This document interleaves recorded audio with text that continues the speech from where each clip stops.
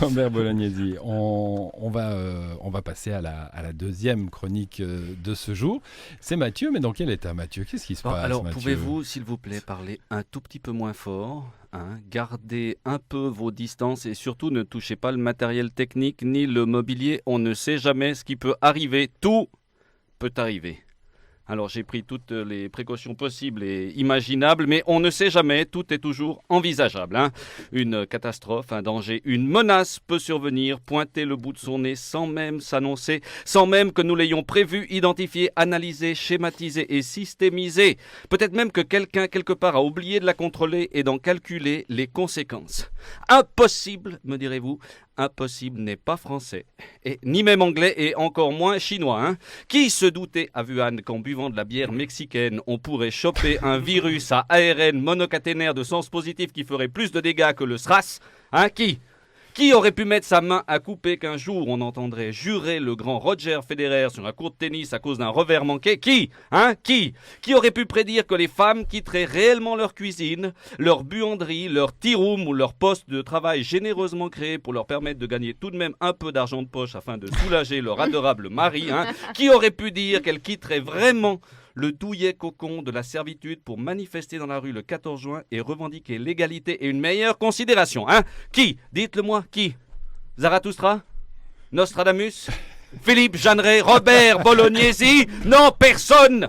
Personne, et c'est bien ça qui m'inquiète.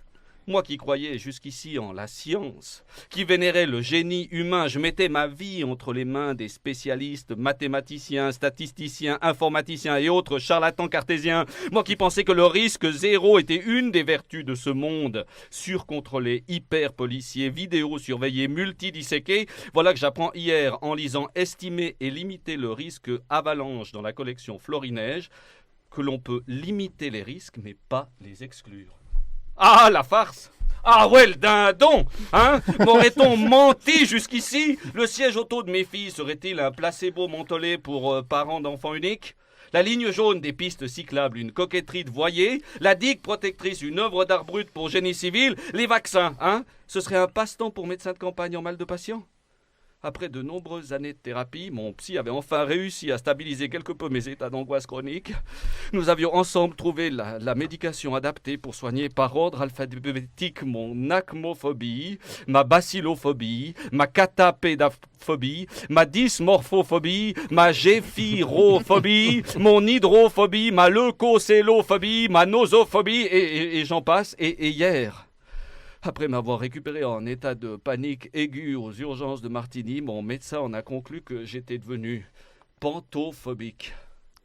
Les pantoufles? Non. J'étais atteint de la peur de tout.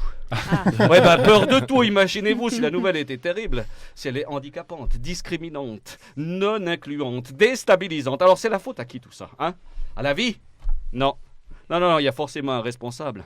Le mec qui m'a fait croire un jour que l'on pouvait maîtriser le monde, la nature et les hommes, mes parents qui m'ont bercé d'illusions, ou alors peut-être mon psy qui profite de la situation, ou l'industrie chimique, ou Monsieur Bolognesi et la nivologie. C'est une avalanche de coupables possibles qui se présente à moi, mais je le trouverai. Je le trouverai, celui qui devra me dédommager pour tout le malheur imprévisible qui m'accable. Et ça lui coûtera cher, moi, ça je vous le dis. Bon, en attendant, je file avant de choper une cochonnerie ou de me blesser ou d'être pris en otage, mais je n'ai pas dit mon dernier mot. On se reverra, Robert, on se reverra. Mais c'est fou. On dirait, c'est comment les petits personnages jaunes dans Moi, moche et méchant, là, ils ont un nom.